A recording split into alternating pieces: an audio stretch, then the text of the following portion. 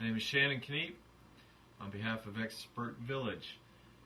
I'm going to show you now the final process, which goes in stages, of patching the ceiling.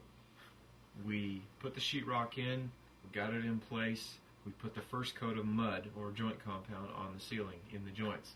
Now we're going to take a sander, and this is a sander made specifically for sheetrock. It's got a flat plane, and so it sands it out smooth.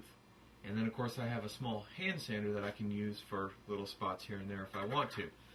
The main point of this is just taking off the bumps, because you're going to go back again and recoat it with your trowel, let that dry for a minimum of 24 hours, and then you're going to re-sand it again.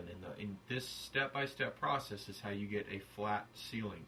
So this is the first step in the sanding process.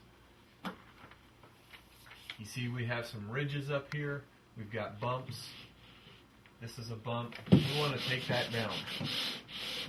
And generally that's all it takes, right there.